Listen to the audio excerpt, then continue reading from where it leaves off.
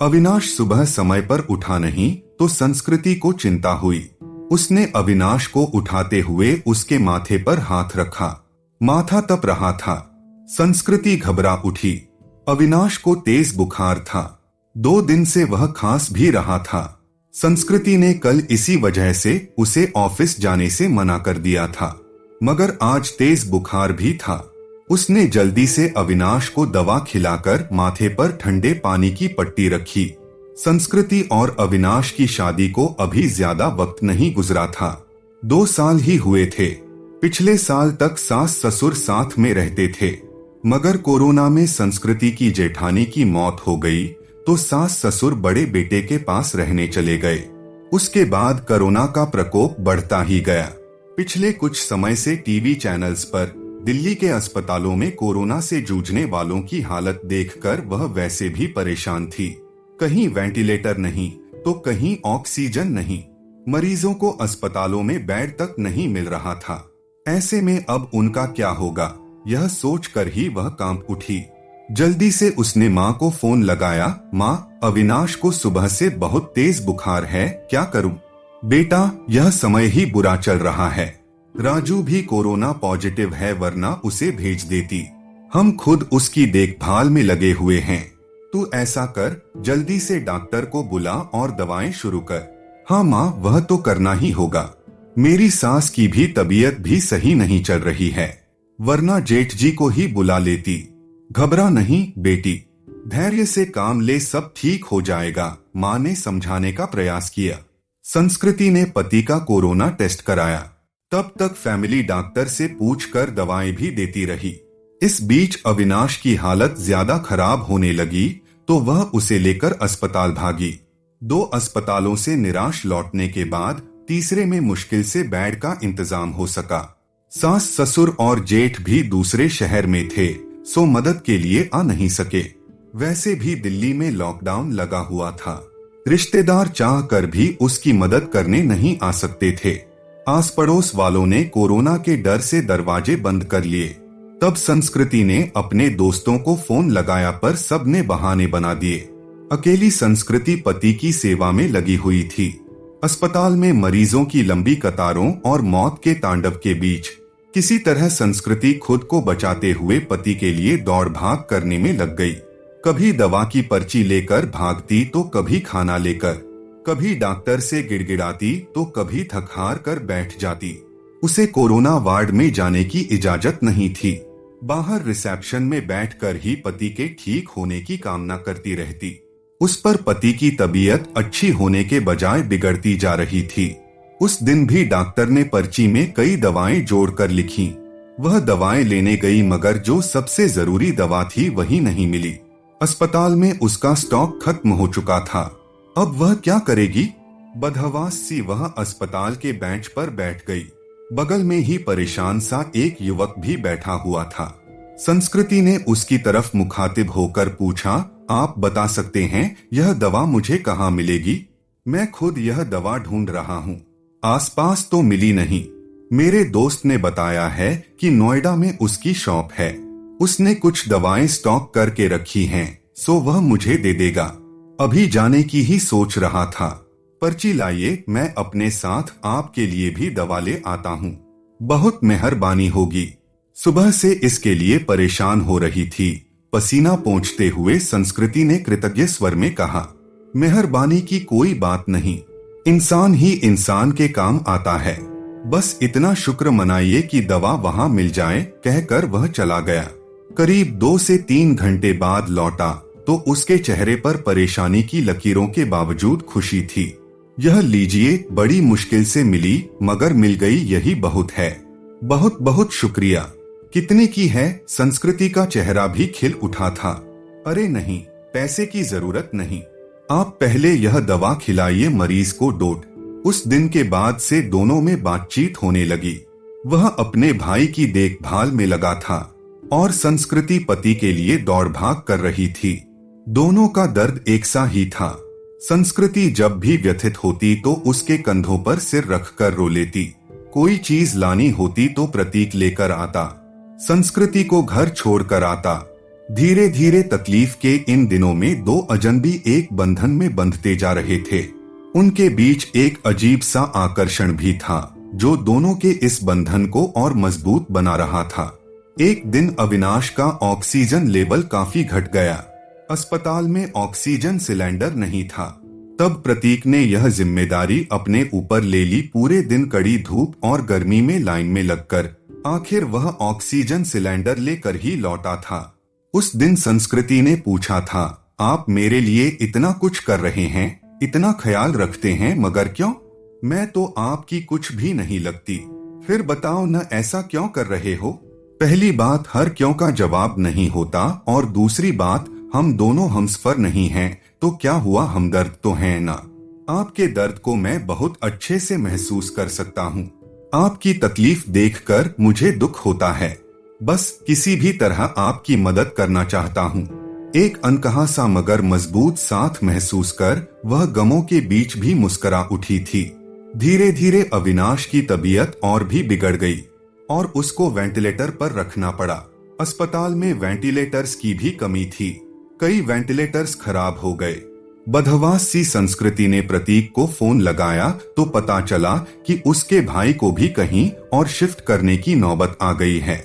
आप चिंता न करो संस्कृति जी, मैं अपने भाई को जिस अस्पताल में लेकर जा रहा हूँ, आपके पति को भी वहीं लेकर चलता हूँ।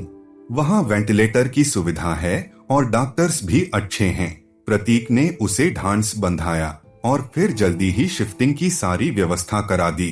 शाम में सब निबट गया तो प्रतीक का हाथ पकड़कर रुंधे गले से संस्कृति इतना ही कह सकी, आप नहीं होते तो पता नहीं क्या होता। मैं नहीं होता तो कोई और होता। अच्छे लोगों की मदद के लिए कोई ना कोई आ ही जाता है। ऐसा नहीं है प्रतीक जी, मैंने अपने दोस्तों, पड़ोसियों और परिचितों सबको देख लिया। इस कठिन समय में कोई भी मेरे साथ खड़ा नहीं। केवल आप हैं जिसे 4 से 6 दिन पहले तक मैं जानती भी नहीं थी। आज लगता है ऐसे आपके बिना रह ही नहीं सकती। उसकी बात सुनकर प्रतीक ने एक अलग ही नजर से संस्कृति की तरफ देखा और फिर मुस्कुराकर चला गया। संस्कृति के दिल में अजीब सी बेचैनी होने लगी। वह सोचने लगी कि प्रतीक का साथ इस परेशानी के समय में भी कितना सुकून दे जाता है। अस्पताल में मरीजों के रिश्तेदारों की भागदौड़ और परेशानियों के बीच भी चंद लम्हे वह केवल प्रतीक के बारे में सोचती रह गई। इसी तरह 2 से 3 दिन और गुजरे। अविनाश की हालत काफी गंभीर थी। फिर एक दिन सुबह सुबह संस्कृति को सूचना मिली कि उसके पति की मृत्यु हो गई है। एक पल में संस्कृति को लगा जैसे वह अधूरी रह गई। उसका सब कुछ छिन गया है। प्रतीक ने जितना हो सका उसे धैर्य बंधाया। कोरोना की वजह से वह पति के शव को घर भी नहीं ला सकती थी। लॉकडाउन लगा हुआ था। घर वालों का आना भी कठिन था। ऐसे में उसे समझ नहीं आ रहा था कि पति को अंतिम विदाई कैसे दे। इस वक्त भी प्रतीक ही उसके काम आया। मुश्किल की इस घड़ी में सबसे पहले उसने संस्कृति को शांत कराया, फिर उसके पति को शमशान तक ले जाने का सही से इंतजाम कराया। संस्कृति के साथ वह शमशान तक गया, फिर संस्कृति को उसके घर छोड़ने आया। संस्कृति लगातार रो रही थी। उसके हाथ पैर कांप रहे थे। प्रतीक समझ रहा था कि उसकी तबीयत खराब है। वह अकेली है, सो अपने खाने पीने को लेकर लापरवाह रहेगी तो और तबीयत खराब होगी। तब प्रतीक ने हाथ पैर धोकर और कपड़े बदलकर उसकी रसोई में प्रवेश किया और सबसे पहले चाय बनाई। संस्कृति के साथ खुद भी बैठकर उसने चाय पी। फिर संस्कृति को नहाने भेजकर खुद दाल चावल बनाने लगा। संस्कृति को खाना खिलाकर उसके लिए सब्जी, फल, दूध आदि का इंतजाम कर और सांत्वना देकर वह वापस लौट गया। 2 से 3 दिनों बाद जब संस्कृति थोड़ी सामान्य हुई और पति की मौत के सदमे से उभरी तो उसे प्रतीक की याद आई। प्रतीक उसके लिए अपनों से बढ़कर बन चुका था, मगर उसे पता नहीं था कि वह कहाँ रहता है, क्या जॉब करता है। बस एक फोन नंबर था। उसने फोन मिलाया तो नंबर बंद आ रहा था। संस्कृति घबरा उठी। वह प्रतीक से संपर्क करना चाहती थी, मगर ऐसा हो ना सका। 2 से 3 घंटे वह लगातार फोन ट्राई करती रही, मगर फोन बंद ही आ रहा था। अब उससे रहा नहीं गया। कुछ सोचकर वह उसी अस्पताल में पहुंची जहां उसके पति और प्रतीक का भाई एडमिट थे।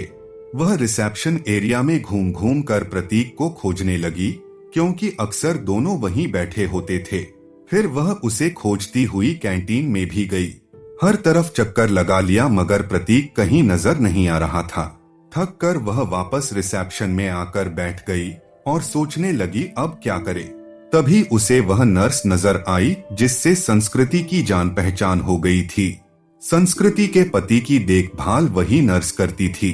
संस्कृति उसे अक्सर अम्मा कहकर पुकारा करती। नर्स ने प्रतीक को भी उसके साथ कई बार देखा हुआ था। संस्कृति दौड़कर नर्स के पास गई। दुखी स्वर में नर्स ने कहा, सॉरी बेबी, तुम्हारे पति को हम बचा नहीं पाए। जो लिखा था वह हो गया, पर यह बताओ अम्मा, आपको प्रतीक याद है जो अक्सर मेरे साथ होता था? उसके भाई का इलाज चल रहा था। हाँ बेबी, उसके भाई की भी तो मृत्यु हो गई। वह खुद भी एडमिट है, उसे भी कोरोना है। और जानती हो बेबी, वह तेरे पति वाले बेड पर ही है, बेड नंबर 125। सच अम्मा, आप उसे पहचानती हो ना? हाँ बेबी, पहचानती हूँ। तेरी बहुत हेल्प करता था, पर अब उसकी हेल्प करने वाला कोई नहीं, अकेला है वह। मैं हूँ न अम्मा। अब उसके लिए किसी भी चीज की जरूरत पड़े तो मुझे बताना, मैं उसके अटेंडेंट के रूप में अपना नाम लिखवा देती हूँ। ठीक है बेबी, मैं बताती हूँ तुझे। इसके बाद संस्कृति पूरे मन से प्रतीक की सेवा में लग गई। उसके लिए घर का खाना, फल, दवाएं वगैरह लेकर आना, उसकी हर जिम्मेदारी अपने ऊपर लेना, डॉक्टरों से उसकी तबीयत की हर वक्त जानकारी लेते रहना, जैसे काम वह पूरे उत्साह से कर रही थी। इस बीच प्रतीक की हालत बिगड़ी और उसे आईसीयू ले जाने की जरूरत पड़ गई। इसके लिए अस्पताल के क्लर्क ने उसके आगे एक फॉर्म बढ़ाया। उसमें मरीज के साथ क्या संबंध है यह लिखकर हस्ताक्षर करना था। संस्कृति कुछ पलों के लिए सोचती रही कि वह क्या लिखे। फिर उसने उस खाली जगह पर पत्नी लिखकर साइन कर दिया। क्लर्क को कागज थमाकर वह खुद में ही मुस्कुरा उठी। 2 से 3 दिन आईसीयू में रहकर प्रतीक की हालत में सुधार शुरू हुआ और उसे कोविड वार्ड में वापस शिफ्ट कर दिया गया। 7 से 8 दिनों तक लगातार सुधार होने और रिपोर्ट नेगेटिव आने के बाद उसे डिस्चार्ज भी कर दिया गया। इतने दिनों तक संस्कृति ने भी अपना खाना पीना और नींद भूलकर दिन रात प्रतीक की सेवा की थी। डिस्चार्ज वाले दिन वह बहुत खुश थी। उसने सीधा अपने घर के लिए कैब बुक किया और प्रतीक को अपने घर ले आई।